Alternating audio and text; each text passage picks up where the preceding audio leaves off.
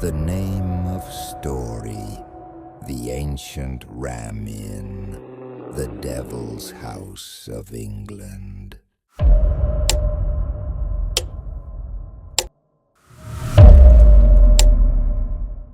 In the quiet village of Watton-under-Edge, England, stands a crooked, centuries-old building known as the ancient Ram Inn. To tourists, it might look like a quaint relic of the past. But to those who've dared to step inside, it's a gateway to something far darker. This isn't just any haunted house. It's said to be the most evil building in Britain, built in 1145 on pagan burial grounds soaked in blood and ritual. Even priests refused to bless it. They said the soil beneath it belongs to something else. When John Humphreys, a retired builder, bought the inn in the 1960s, he expected a charming fixer-upper. On his first night, he was thrown from his bed by invisible hands. He woke up on the floor with deep red scratches across his chest, shaped like claw marks. The next morning, he found the fireplace bricks scattered, as if torn apart from inside, and beneath them, a child's skeleton wrapped in scraps of cloth with a broken dagger beside it. From that moment, the house came alive. Every night, footsteps echoed through empty halls, doors slammed without wind, and whispers hissed from the attic. Leave, leave now. Visitors have reported dozens of spirits, each with their own tragic story. There's the witch, burned alive in the 1500s, whose scream still echoes through the stairwell. The high priestess, a woman in white, often seen floating above the bishop's room, the most haunted room of all. And the centurion, a shadowy Roman soldier who marches silently through the walls, staring into nothing. But the most terrifying entity of all is said to be the incubus, a demonic presence that crawls into beds, pressing down on visitors' chests as they sleep. Many who've stayed the night have woken unable to move, choking as a cold breath whispers right beside their ear. Paranormal experts call it a portal to hell. The bishop's room is so haunted that even seasoned investigators refuse to spend a full night inside. Crosses have been found turned upside down, furniture thrown across the room, and a woman sobbing echoing from the ceiling beams. A priest once tried to perform an exorcism there, but before he could finish the prayer, his Bible burst into flames. He ran screaming from the inn, never returning. During restoration, John Humphreys discovered something else beneath the floorboards. Sacrificial daggers, child bones, and small clay dolls with needles stuck through their hearts. Experts confirmed the site was once used for pagan child sacrifice rituals to appease dark gods of the earth. John never left the house. He believed the spirits would grow violent if he did. He lived surrounded by holy water, crucifixes, and candles. but he still heard the whispers every night. Stay with us forever. He passed away in 2017. His daughter says his room still smells of candle wax, and every so often the door creaks open by itself, as if someone invisible is still walking through. Today, ghost hunters from around the world visit the ancient Ram Inn, and nearly all of them report the same thing. Something watches from the shadows. Electronic devices fail. Cameras capture strange faces in mirrors, and those who mock the spirits often leave the house sick or scarred. One investigator described hearing a child's laughter, followed by a whisper that froze his blood. "You found us." When he reviewed his camera footage later, every frame showed his own reflection smiling back. But his mouth wasn't moving. Welcome home. The name of the story, The Man from the Coffin, a failure's eternal star turn.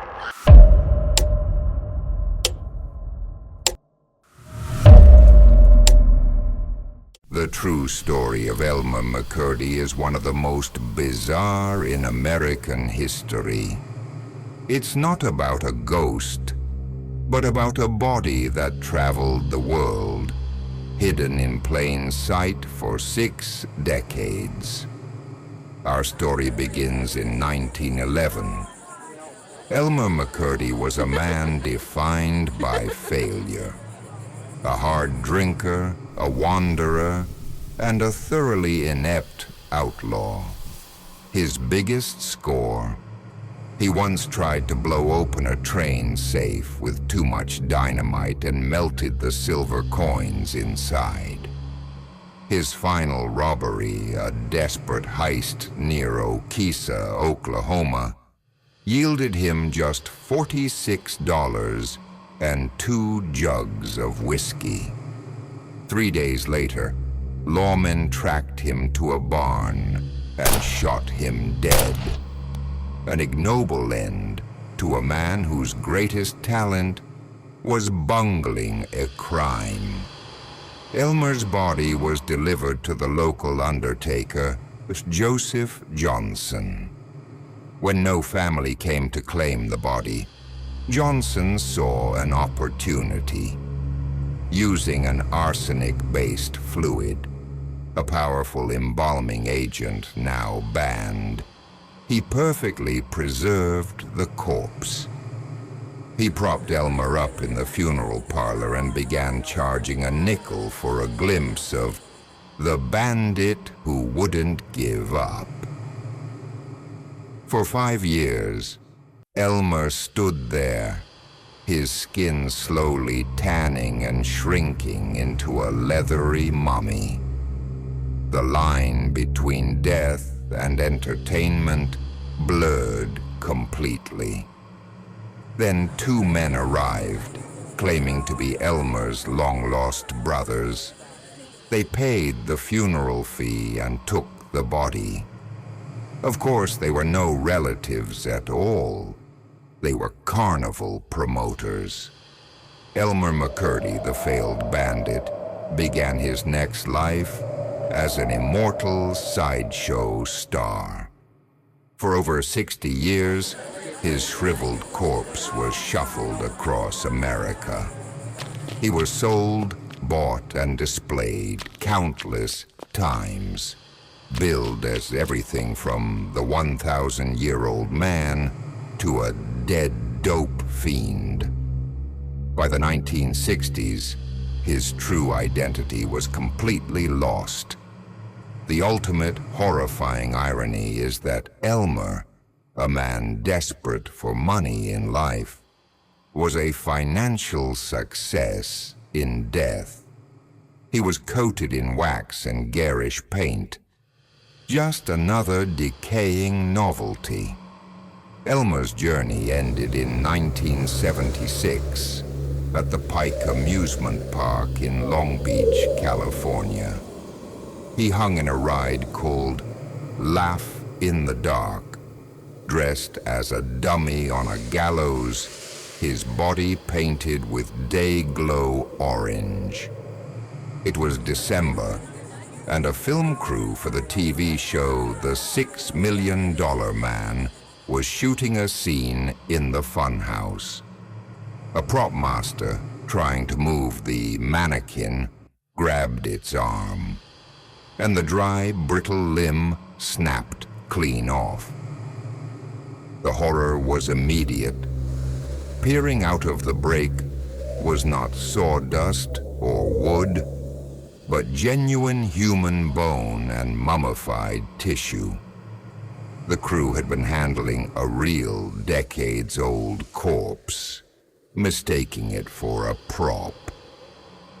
The police and coroner were called in. The investigation was a bizarre archaeological puzzle. They X-rayed the body and found the 1911 bullet. But the final, most chilling clue was found inside his throat. A 1924 penny and a ticket stub from one of the traveling crime museums, the last receipt of his exploitation.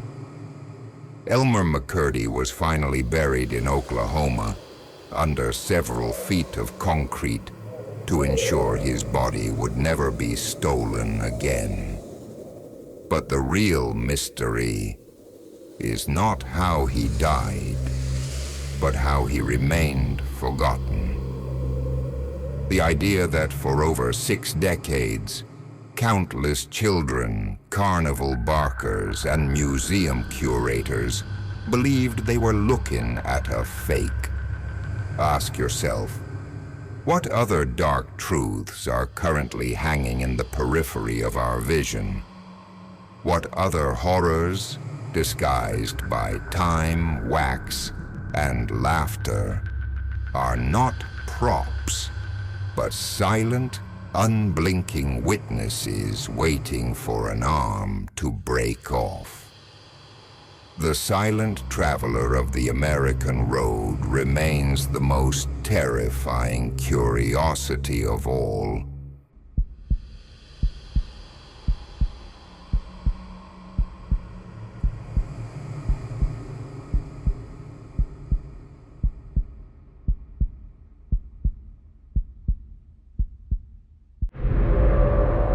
The name of story: The Silence of the Bennington Triangle, a hunter's last track.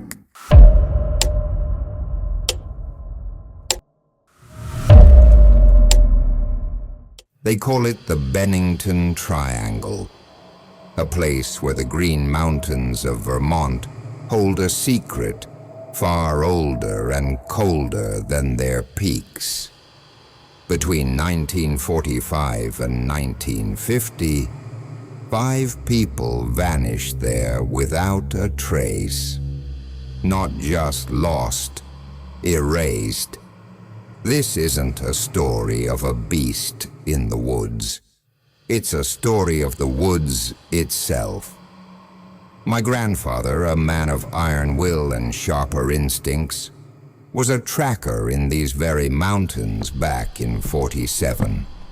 He'd found men lost in blizzards, women stranded by flash floods. He knew every whisper of the wind, every snapping twig. But then, Paula Weldon disappeared. A bright, young college student out for a hike, never seen again. Grandfather joined the search. He called it the most baffling hunt of his life. He said the forest around Glastonbury Mountain was different. Not just remote, but wrong.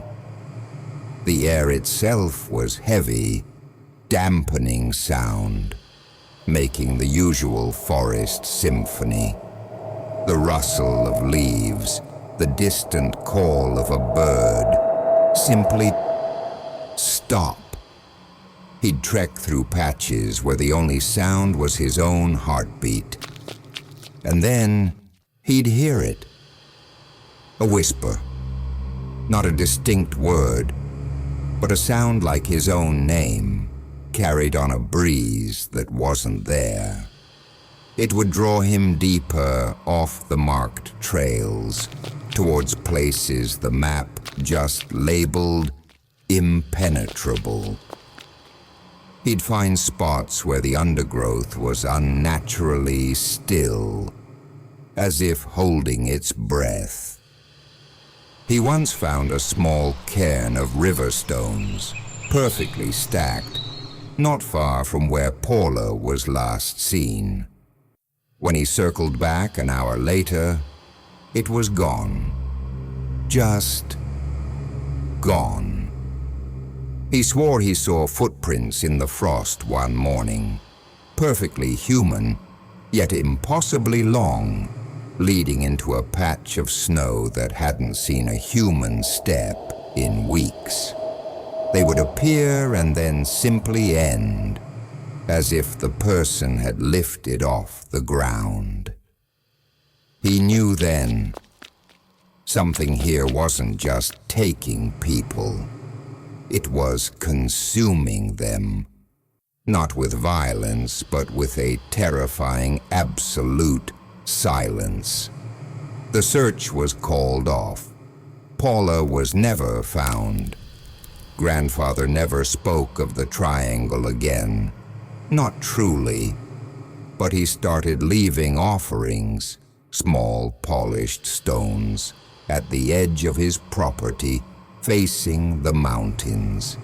He'd never say why. Decades later, after he passed, I inherited his cabin. I found his old journal.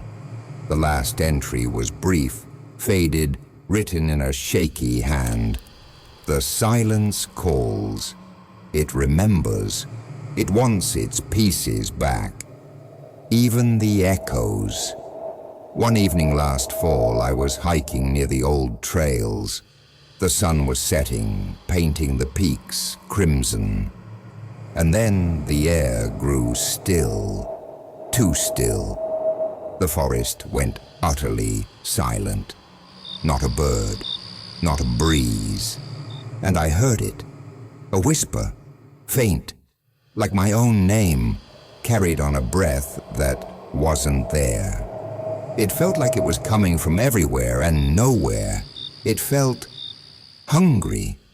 I ran like the devil himself was on my heels. I made it back to the cabin, locked the door, and that night I understood my grandfather's fear. Because the next morning, on my porch, I found a single small, perfectly polished river stone. And in its reflection, just for a moment, I saw a fleeting, impossible glimpse of a young woman reaching out from a fog that swallowed everything. A fog that was silent. The Bennington Triangle doesn't just make people vanish. It pulls them into an impossible quiet. And sometimes it sends out a whisper or a polished stone to remind you that it's still listening and perhaps still waiting for the next piece of its endless, silent collection.